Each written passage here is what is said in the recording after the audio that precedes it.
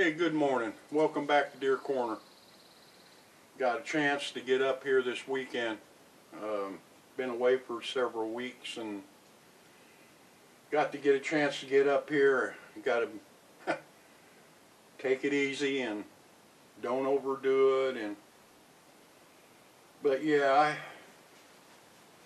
sure missed getting up here. I missed the cabin. So I'm sitting here drinking a good cup of coffee. I don't know what it is, but coffee up here tastes a lot better than it does at home. So I'm sitting here whittling, and that got me to thinking. I went back and I was 7, 8 years old. Well, there'd be 7 or 8 of us. We would lean against the back side of the school and whittle during school. Mr. Williams, he was the caretaker. I guess you call him a janitor.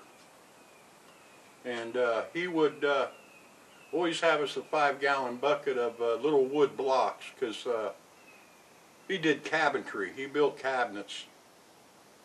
And we always had a supply of wood, and we would always sit there and whittle about every day. And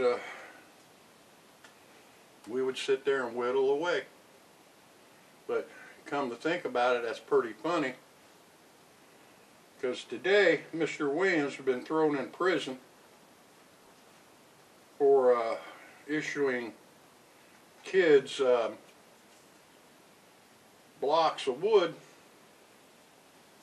that they were whittling on, and the kids would be kicked out of school because they were carrying a pocket knife, which is a concealed weapon today. Everybody carried a pocket knife back then and whittled. And our parents would be under investigation for child abuse or something, and child endangerment. And that was back in '65 and '66. And we always had pocket knives. Sometimes I had one in each pocket, because different size blades, you would whittle different things. And of course we cut our fingers, but yet that was part of learning how to whittle. But not today. So things aren't getting better. They're not. But I got out, got a little exercise. We went to Walmart, and haven't been to Walmart or anywhere for a while, and got through the grocery section and looked up on the shelf, and a can of corn, $1.19. Yeah, things are getting bad. And that can of corn, a family of 4, I don't think you're going to get 4 servings out of that one can of corn either. Somebody may do without. But that's kind of where I'm getting at on this today. As far as being outdoors,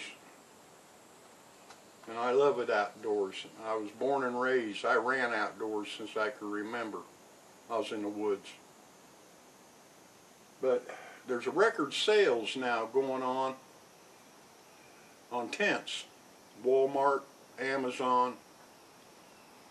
They're hitting a record high on selling camping gear. But see, this going to the beach or going to these resorts or going here has got so expensive that people just don't have the money today to do it. Gasoline up, groceries up, electric up, everything going up except your paycheck. Paycheck's staying the same. And your taxes, of course. So a lot of people now are going camping. There's a lot of new campers out there, and I'm glad they're getting outdoors. They should have been doing it for years. But some of them and I'll call them a newbie that's never been camping before, one of the first things of my recommendation is your campsite. Now, I know it's pretty to be camping down by a creek or a river or a stream or a lower area, a valley. I know that's pretty, but here lately, we're not getting showers anymore. We're not getting rain anymore. It rained yesterday here, and we got a little less than a half an inch. And we used to get that all day long and all night long, get a half inch, but it's coming all at one time now. And I walked down to the creek, and the creek got up bank high yesterday. Now a little more, the creek would have broke bank yesterday. I've seen that creek here in the last year breaking bank quite a few times, to where usually I've never seen it but maybe once a summer. Now it's about every rain. So selecting your campsite, don't go camping in a low area. If you're going down by a creek, river or something, check your area out. See if you find any floating debris, any watermarks. And if you find an abundance of watermarks and abundance of floating debris, see if you can find another spot. Go to a higher spot. Don't wake up in the middle of the night, because I'll tell you what, when that creek gets out, it's not going to take several hours. It'll be out in less than an hour. That creek's going to break bank.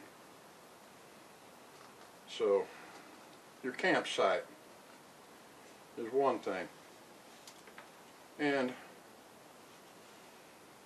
check information out of the areas you're camping. There's a lot of real good campsites out here. And if you're a beginner, go ahead and check it out first. Go ahead, if you have to, get a reservation.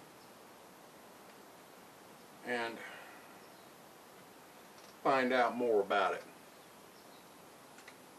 And here again, your food, your water. There's a lot of dehydrated foods out here now where you just add water. And there's a lot of sealed meats out here that you can get. You don't have to get really expensive on camping food, because you got to remember, you're out there to have a good time. You're not there to cook over an open fire constantly. So your food preparation should be something simple. Therefore, you can enjoy being out in the woods more than sitting there trying to cook a meal over a wood stove or a fire or something like that. So that is something that you need to look at. And a big one, one of the big ones, is shelter. Nothing like a good cup of coffee. For the beginners, your shelter. You can spend thousands of dollars on a tent. Very easy. And if you're only going to use it once or twice, I don't recommend it. Matter of fact, I recommend getting something out of Walmart or Amazon. If it says a 4-person tent or something like that, don't spend a whole lot of money.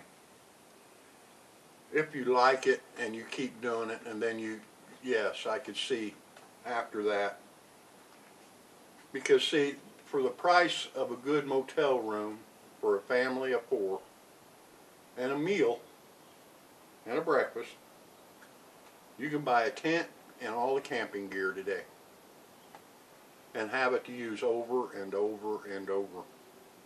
So you don't need a good expensive tent. You can get a very decent tent at a very good price and buy a tarp. And if it, now grant you, there's a difference between water resistant and waterproof. I see a lot of, well, it's waterproof. No, it's water resistant. It's not waterproof. So a tarp to cover it. One thing about camping is the dampness. And you will have dampness every morning, especially up here in the mountains. Every morning the dew is heavy and it's damp. So your clothing will be damp and everything else around you will be damp. So that's the other thing, is your clothing. And if you're hiking in and you're going to set camp up, one of the things with your clothing is always take an extra pair of socks. Keep your feet comfortable, because that's what got you there. That's what's got to get you out of there. So make sure you take a pair of socks. I don't hear a whole lot about that. And your shoes. There are a whole lot of lightweight shoes out there, but without the toe support or any covering of the toe, being out here in the woods, you can stub and break your toe. Very easy, very easy. You can break a toe out here. So your footwear is going to have to be pretty adequate. And the other thing is, out in the woods, I always wear a hat, a full rim hat. A rim all the way around. I like mine a little bit stout, but I don't wear a ball cap when I go to the woods. And it's not to keep the shade off, the sun off me. It's not to keep the rain off of me. I get hit, or you're going to get hit by a stick or a limb branch, and it's going to hit the side of your hat, not the side of your face or your ear. I've been hit with a branch before, and they don't make a grown man cry. So the brim of your hat, that's what it's there for. It's for protection and to keep limbs and twigs and branches from hitting you up the side of the head. So yeah, your hat, and know your limits. You need to know your limits. Don't always push to the limit or overdo it. Know that you're going to be here, you're going to be staying here, how long, and what you need. Don't try to overdo it. And another thing too is learn your plants. And this is a funny one, and it's true. This is true. A couple went up here. They were camping up here at the state park. We were invited to come up. Went up, talking about it. And I said, everything's fine. You're doing okay. And I said, you're doing fine, except one thing. You're camping in poison ivy. Poison ivy growing up the side of a tree. So yeah, know your plants, at least some of them, because that could very easily become irritable to where it's going to ruin your camping trip. See, you're out there to have fun and enjoy yourself. And just keep in mind, that's the thing. You're out there to keep enjoying yourself and have a good time. A first aid kit. If you're planning to have a campfire and things like that, a first aid kit with some kind of burn ointment. But a first aid kit, yes, you need to have a first aid kit with you. And if you're having a fire, I see a lot of YouTubers out here now, and they're out here at the cabin, and I have a fire quite often. I have a fire. I don't have a blazing fire to where sparks are flying up in the air and catch the woods on fire very easily. And you got to be careful with that. You don't need a blazing fire to cook on, nor a blazing fire to see. To me, that's a big mistake. And there's a lot of good YouTubes out there. Outdoor Gear Review is one. He has a very good website, a very good video on YouTube about camping. So, sitting here whittling away, and I'm whittling up something here for the end of this video. But yeah.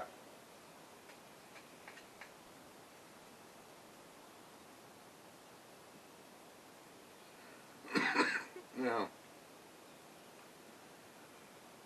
good knife. Now that I see a whole lot of that on YouTube. I carry a knife with me all the time, even hunting, even out in the woods. But I carry a Swiss Army type knife. Very sharp. I always make good steel. I don't have a big type Bowie knife strapped on my side. I don't see no sense in that. I'm not going to go out here and chop down trees. But a good pocket knife is pretty much all you'll need. It can pretty much do everything you want to do, even sit here and whittle away. But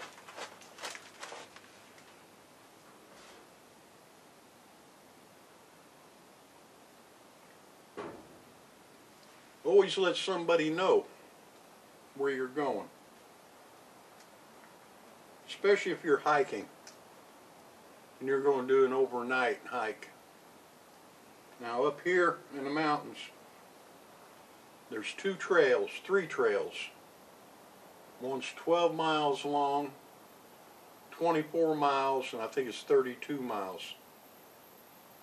Every year, somebody gets lost up here. Every year, they get lost. So, let somebody know where you're going, and there again, do your homework on that area. Don't become one of the ones that get lost. And there's quite a bit out here about camping. It's just more than I got a tent, sleeping bags, and I'm going to throw it out, and you'll learn and grow with it. And you'll end up enjoying yourselves. You'll find a lot of beautiful places out here in nature to go camping. But I'm about done here. During the day, you know when something, especially a predator, a coyote, a bear, a fox, are coming around. Now, foxes don't bother humans, but a coyote can, a bear can. But I've been up here in the mountains for several years now, and have never been bothered by either one, nothing. But always keep an eye on the squirrels, and keep it in your mind to keep an eye on the squirrel. Squirrels all over through here, up here in South Carolina, up here in the mountain range. And they don't necessarily will bark or make a noise. But if you see a squirrel go up the side of the tree, and its back tail, it comes up like a cobra and twitching, something spooked it, and start looking around. It could have spooked itself, but yet it's going to do that. It's going to get up on the side of a tree and make that kind of action. And that can alert you that, yeah, there's something here that spooked that squirrel. So you need to start looking around. In the mountains, we got bear up here. And usually, when you see a bear in the daytime, you're going to see bluebirds around them. It's just, if you see bluebirds, you're going to see 3 or 4 of them. And when you see that, start looking around. Because see, a bluebird, the bear is doing the work for the bluebird. When that bear rolls over a log and tears into it, or digs up a beehive out of the ground, or digs into this, or digs in a stump and walks off, then bluebirds go right back to where that bear was and start picking through it. So if you see some bluebirds like that, start looking for a bear. And that is one thing during the daylight. And they're not a blue jay, they're a bluebird. Very few blue animals out here, a matter of fact. Blue is one of the hardest colors to find in nature is blue. Very few things are blue. You'll find oranges and reds, pinks and yellows. Blue is a hard color for nature. So you can get out and have a good time. Very reasonable, and enjoy yourself. And that's the whole thing. I just want to see more people get out and enjoy nature, so they know what some of us have been talking about for years. But now the economy's gotten to the point that for a family to have an adventure or have a vacation, they're finally going camping because of the expense of everything else. So I'm about done here. Whittling this up. I'll get my stick here done. But yeah, I'm whittling up here something that I found years ago. And I found it by accident.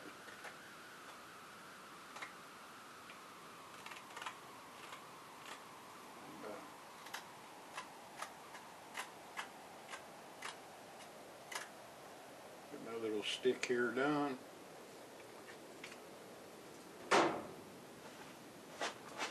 Here, I'll bring it up to you.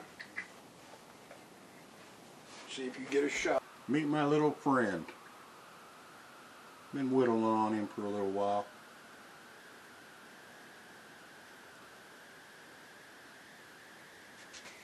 At nighttime, especially up here in the mountains, well, just about everywhere that I've been, north and south. The actual name for them, I really don't know. I call them a tree frog, and you'll hear them at night, and well, that's a katydid, or nah, tree frog. Funny thing about a tree frog, that can tell you what's around.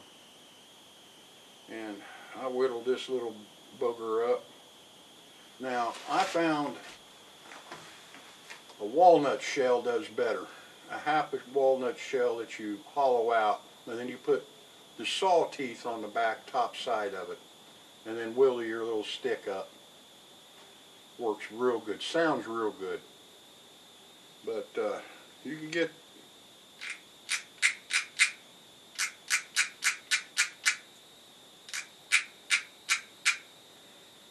them started with one of these at nighttime, or just before dark, and you just start doing that, and you'll have one go, and then you answer him. You get another one going, and get them going. Now you get them going where you can't talk.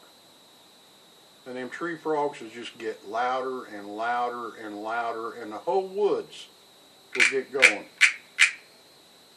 Now, I played this when my kids were little, my grandkids were little, and we could be out here at the fire at night, and I could sit here and go, hey, there's something over there. And they would shine a light and see a raccoon or see a possum. Now, we've seen a bear before, and deer.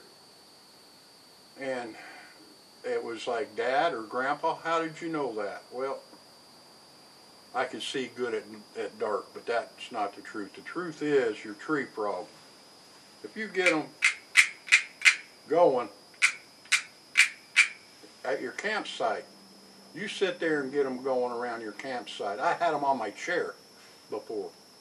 And once you stand up and move, they'll quit. And if you got them going and your woods are going, you can walk through the woods. And as you're walking through, where you're at, they'll quit. And once you get through, they'll start up behind you. And where I'm going with this is for some of you backpack campers and some of you campers that are you know, just putting up a tent and that. You get them going at night, and you go to bed and get them going. And you can sit in your tent and get them going, and go to bed, and let them just, it get loud, it puts you to sleep. But when you don't hear them, and they stop, there's something in your campsite. And so, in a way, that's nature's alarm. And I found that out, I don't know, 27 years ago by accident. That at nighttime there is an alarm for the camper. And it's kind of funny, but I thought I'd just bring it up and whittle something up for you. But it is something I came across. I have never heard about it, or even on YouTube. But them little tree frogs, they'll let you know if something's around by just going silent. And you can actually sit here on the porch at night, here at the cabin, and it's just like dead spot, moving dead spot. And there's something walking across through there where them tree frogs are stopping. And then once he gets through, they pick back up again. And you have dead spots coming through here. And it's just something I found out. I thought I'd bring up. And I'm glad to be up here. I'm glad you're with me. So, like I say, go ahead and subscribe. Hit that arrow on the bottom right hand corner, and I hope to see you again. I got a lot of projects coming up here shortly, and I'll bring you along. And if you're going hunting, especially this turkey season, hunt and hunt safe and hunt smart. And we'll see you next time.